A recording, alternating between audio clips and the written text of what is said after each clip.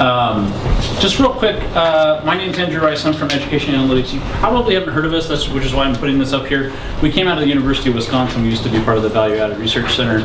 Our expertise has always been on growth models and in accountability systems, whether that be school, whether that be teacher or whatnot. But we've always tried to work with all the stakeholders. So we work with national unions, local unions, we work with administration, states, districts, etc. We're in Madison, Wisconsin, but we work pretty much all over the country. So I've worked with big, huge districts, states. I've worked with small districts. I've worked with consortia of urban districts, of rural districts, things like that. And it amazes me how different things are and how the same things are. There are certain things that are just the same everywhere, certain things that are different. So that's just a little bit on me. So I thought what I would do is do a little bit of general background on growth models because they're relatively new in the field, right? Maybe the last 5 years they've gotten a lot of play with waivers and whatnot. And first I just want to ground us in what are we even trying to do. So growth models center around this idea of student growth. And what we mean by student growth, at least for now, is student growth in knowledge, right, of learning or something like that. The thing is that student growth can be caused by lots of things. So it could, what does it look like depending on where you start? Are certain kids ahead or behind? What does it look like depending on what the education system does? How about the student characteristics? Are they from certain family backgrounds that value education or not? What about the resources of those families? Can they pay for tutors every single day of the week? Or are they struggling to even put food on the table? And then there's this whole technical thing, test characteristics, which there's all these measurement things and error and all this other kind of stuff. So the challenge is, for an accountability system, we want that. We just want to know, what's the education system doing? Because the growth of the kids that's not caused by the education system, at some level we've got to solve using other social mechanisms, or we have to be very clear that if we're going to make the education system do it, we're going to put the resources inside the education system to do that. Okay, so that's kind of the where we come from when researchers start thinking about growth models. And so the key thing here is about impact. We want to know the impact. We don't really care so much, and I don't mean that literally, so much about student growth overall. We care about the education system impact on that. So the reason that's important is because in an accountability system, it really depends on your values about what you're trying to do. But frankly, if you hold someone accountable for something they have no control over, they're going to get frustrated, right? And we've seen pushback from the teacher level, we've seen pushback at districts and things like this about, you're holding us accountable for things that we can't control. So, well, what can we do to sort of start looking at the impact of school systems on children's growth in knowledge? And I'll talk a little bit about maybe growth in other things. Well, there's a whole bunch of systems out there. I put 5 up here, there's more. There's simple subtraction, there's value tables, I'll talk about these here in a second. There's SGP, there's value added, there's growth to proficiency, et cetera, et cetera, et cetera. I'm gonna go skin deep on some of these things, just so we all have a sense of what's going on. And I know all the states here are doing slightly different things in almost all these. So first of all, I've created this broad category of scale score models. These are simpler models. These are like subtraction. So last year a kid got a 474 on the scale. This year they got a 475, that's 1 point of growth, right? Easy. So first of all, you can only do it if you have vertically equated tests, if you're using Smarter Balance and other tests that are vertically equated, which means that the 3rd grade value can be compared to the 4th grade value. That's not always true. The pro of this thing is it's like super easy. Everyone gets it, sort of, except they don't. That's the problem with it, is that it's so easy that no one actually understands what's going on there. They just think, oh, 1 point of growth, but no one knows what that is. The con here is that there's a bunch of cons, but the one I want to highlight, comparison between grades is not only bad, it's wrong. So like you can't compare 4 points of growth in 4th grade to 4 points of growth in 8th grade and say that's the same. They are absolutely not. The tests are designed to not be that way on purpose. So you have to be careful about those types of things. You can move on to a value table where you start putting values on differences in bands. So moving from band 1 to band 2, I get 3 points. From band 2 to band 4, I get 6 points. I don't know. Different states do different things. It has similar actual cons as subtraction. The scales actually aren't designed to do this, and so when you do it, comparison between grades isn't quite right. But the pro is, as I was harping on earlier, and sorry if I keep harping on this, it forces you to put a value judgment on certain types of movement, right? You have to have those conversations in order to do this. The con is this very high grain size, as was mentioned before. We're talking about movements between 1 and 2, or however many buckets. I was at a meeting recently where someone said, well, can we have a value table where we also give points for FRL, we give points for special education and all this? And I was thinking, you're creating this multi-dimensional spatial cube of points, and if you think that's simple, you're wrong. And that's just what people start thinking about when they start trying to get the reality of these things. So instead, what researchers have relatively recently, although this is old technology, people have been thinking about student growth on tests for 20 years, started to think, well, can we simplify that into a mathematical statistical equation? Unfortunately, that scares some people, but it's relatively simple. It's basically, look at last year, look at this year. So if the kids started here on the scale, they typically end up here on the scale. If they end up with that, then they have a positive score, so that's like a 5-point above what we would expect. If they get below, it's negative, and then you kind of average those together. That's really all growth models are. There's some complicated stuff about how you calculate this number, but this is all we're talking about, okay? At the individual student level. When we aggregate those together, something funny happens, and we can start to say that this is the impact of the school. And there's lots of research that suggests that that's doable, but I'm not going to talk about that here. But it does get to this impact of the school on the kids' learning. But not an individual kid's learning. That's not something that you can really measure. It's too noisy. But the school's impact on the aggregate of all the kids in that school. There's another thing, and so this would apply to SGP, to value added, any of these types of regression models that you hear in the papers or whatever. There's another thing called growth to proficiency, which some states are employing, which is a little different.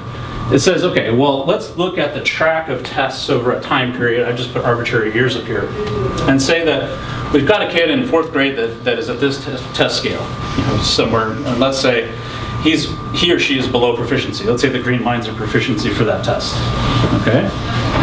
Normally we would expect, we have data that shows that kids move like this on average through the test path, right? A kid that's below proficiency tends to stay below proficiency unless there's an intervention, right? I've intentionally drawn it like this because the scales don't always work out such that it's always going up or anything like that. Okay, so what if we see this? So in a given year we see that a kid has gone, we expected them to go here, but they actually got higher than that. Well, we can also track that trajectory and say, kids like that tend to do this, right? And look at that, in 3 years we expect this kid to be proficient if they're on that trajectory. So in a growth to proficiency framework, we might be looking at something like this, and we'd say, for that kid, yes, they're on track for growth to proficiency. This kid, actually their trajectory looks like that. They're not on track. The interesting thing about this is it's highly dependent on where you start. So if you start up here way above proficiency, you're most certainly on track to be proficiency no matter the impact of the school. And so this is that rich suburb type effect that can happen. So real quick, what are the pros and cons of these models? The pro of growth models is that if you have good data, you have the research to back you up to say you actually can isolate the impact of schools on student growth in the school. Not each individual student, but in the school. The con is, and I get sort of annoyed by this personally, the con is that we're really focused on how you calculate this thing. The thing is no one questions why the scale is what it is, even though it's just as complicated of an algorithm. But that's because we fought that battle 30 years ago. We're still in the fight about how you calculate this thing. So that's one to think about as you think about communication. Growth to proficiency, strangely enough, people don't ask how you calculate that. They just wonder, oh, it looks like that kid's on track. So strangely enough, it's easy to explain. The problem is, if you're treating this as a growth measure, it's actually like half of a proficiency measure because it depends on where you start. And so you end up with this is really a mix of growth and proficiency. So there's all these things that one can do in a state system. I think people do all sorts of things. So I want to talk specifically about neutrality, because this particular group is about small to medium-sized urban districts. Small to medium-sized urban districts have been hammered by the last year of accountability, by the last regime of accountability, because it was all about proficiency, of which small to medium-sized urbans typically don't do well at because of the stuff that was talked about early on about low SES, high FRL, all that kind of stuff. So imagine you have a bunch of schools in the state, and you sort of rank, you sort of say, okay, these schools are low poverty, these schools are mid poverty, these schools are high poverty. And let's take any growth measure that we've got. The state's calculated a growth measure and say green is high, yellow is average, red is low. I'm going to give you 3 different types of situations, and then we're going to start looking at those options that we talked about and figure out where they fit. So a completely neutral situation is no matter if you're low, medium, or high poverty, your growth ratings can be high, medium, or low depending on the impact you're having on kids. So this is what I would call completely neutral. There's a somewhat neutral model where what tends to happen is the low poverty schools tend to be rated more in the green area, and the high poverty schools tend to be rated more in the red area. And then there are models that are very non-neutral, such that if you're low poverty, you're almost guaranteed to be green. So we know this one. This is the proficiency situation, right? Proficiency is like, if you're in a rich neighborhood, you're going to be green. I don't care. There's nothing the school's doing that's actually going to impact that. So where do these things fit? Well, first of all, why do we care about neutrality? So step 1 about neutrality, it's a good thing if it makes impact transparent. We also want to make sure that it's neutral to non-changeable factors. So for instance, we don't want this to be, it's neutral to absenteeism, because the schools can actually impact absenteeism, and that's actually a part of school quality. Neutrality is bad when it hides impact. You can actually create models. I can do it, I've done it before, where everything is neutral. I can guarantee it's going to be neutral because I forced it to be neutral. You can do that.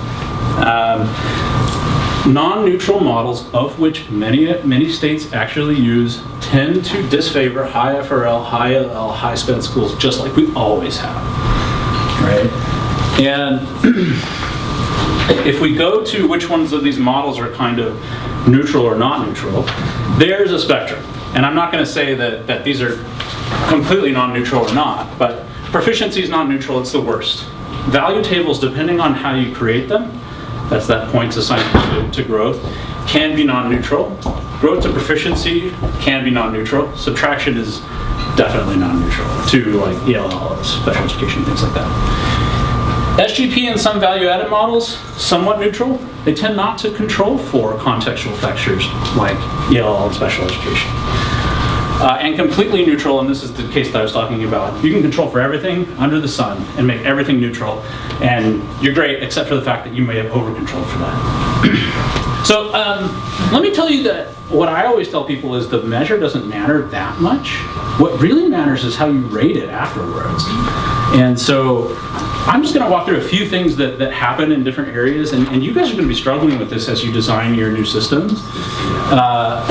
So imagine that you're using SGP, and it's on a 1 to 100 rating, which SGP typically is. So perhaps what you could do is I need a 3-bucket thing, because that's what ESSA says, right? I need 3 buckets, but I actually want higher numbers of buckets inside those just so people know more, right? So I've got 10, and I want different colors. I know this is already complicated, but it's like what a lot of people are starting to think about. So maybe what I want to first do is figure out, are you red, are you orange, are you green? And then I'm going to determine within that. So it turns out this is all about policy values. Again, it all comes down to values. It's really all this is.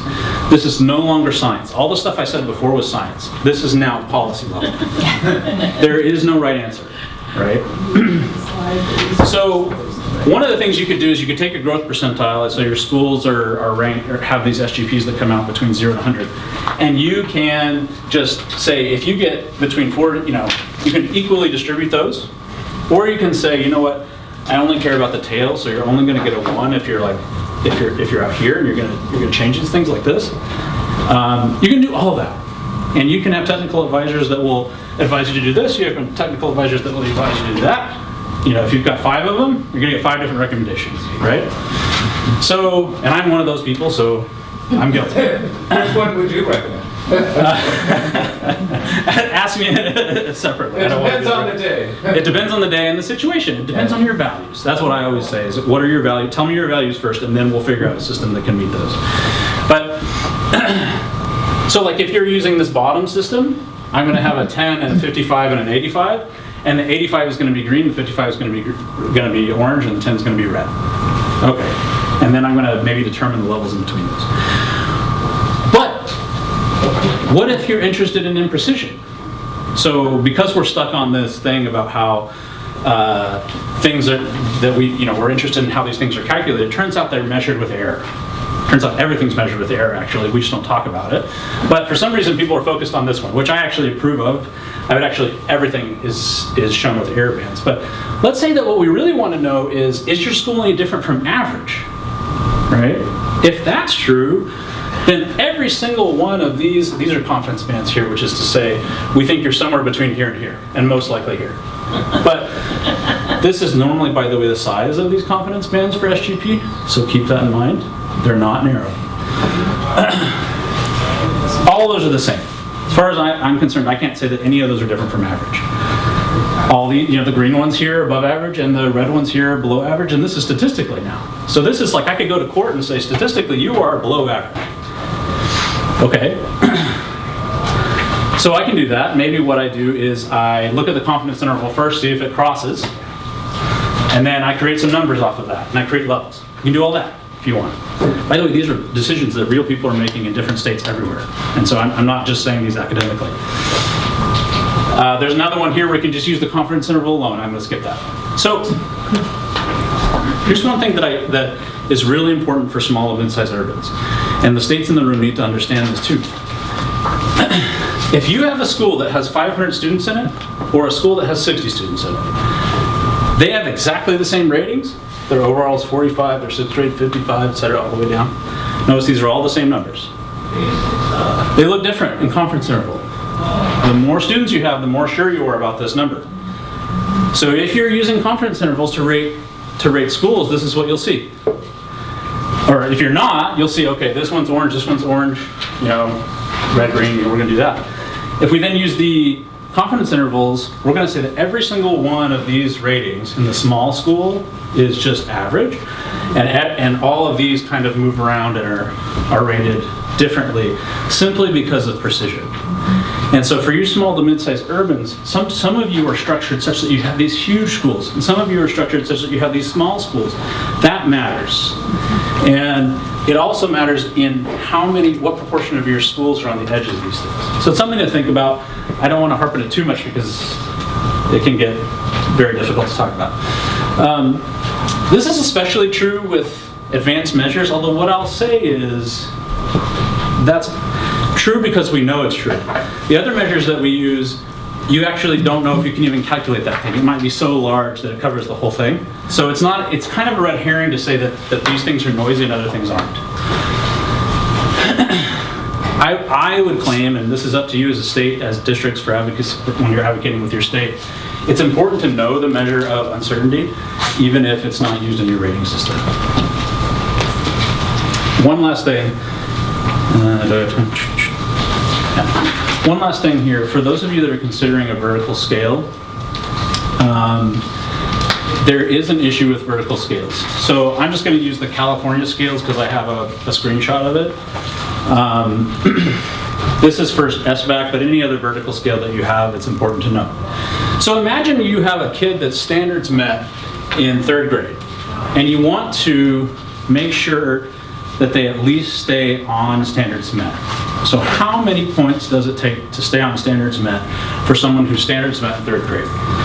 So if you just take this column, I'm going to do that. This is the standards met range, so 249, these are the ranges for that band.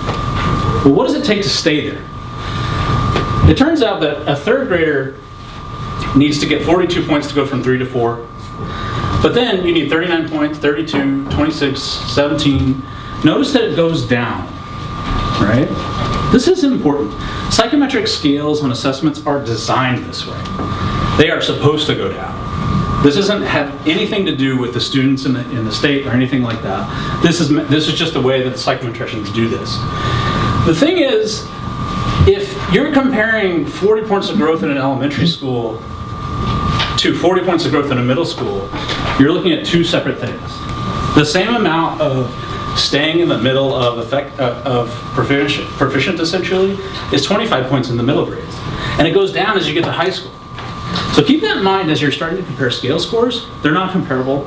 And if you start to do it, there's some issues there. Okay, so I'll conclude with the following things. I'm coming at this with a theory of accountability models. You hold the education system accountable for the things they can control, not the things they can't control. If you're holding them to things they can't control, you need to be explicit about it, right? Our goal is, all kids are proficient by the end of high school or college and career. You have to be explicit that might not just be the education system, and other agencies need to get involved. Proficiency measures are basically about the neighborhood. They're useful information, they're not actionable, hardly at all. Growth measures take away the free pass to rich districts. When you implement growth measures, all of a sudden the rich districts and the rich schools in those districts are up in arms because they're being rated as not meeting standards or whatever. We see this a lot. There are a lot of high-end schools that are resting on their laurels. We also see the reverse. There are low-end schools on proficiency that are knocking it out of the park and have never been recognized. I've even had, I was out in South Central LA and I had someone break down crying, this is the first time anyone has ever said that we're doing a good job. For you guys, it's really important to know, you already know this, I've heard it from the conversations, but urban districts look better on growth than on proficiency, almost always. And that's not an artifact, that's not just cheating. That's that urban districts in the old style of accountability were just hammered way more than they should have been. Some food for thought. We haven't talked about this yet, but ESSA makes strong requirements on ELP growth. WIDA can be used for that if you use WIDA. There's a growth model that you can use with WIDA. I mean, it's possible to do. I've run these before. This is pretty new ground in the field, both the research field and in practice. So it's not going to be something you can just pull off the shelf. Graduation rates and absenteeism rates, all of these can be put into a quote-unquote growth model, but basically trying to isolate the impact of the school systems on graduation, on absentee rates. You can do those. It's questionable, and Ryan and I have talked about this, whether or not you can include them in an ESSA-approved system. Although, frankly, it's not clear whether or not the feds can even deny that if you tried to put it in there. I really think if you focus on measuring impact, it can only help you as urban districts. If you have a high level of ELL and low SES and things like that, getting really good about measuring impact is going to help you understand your district, but also look better across the state. So I will stop there. I have some questions for the small groups, but any questions or thoughts?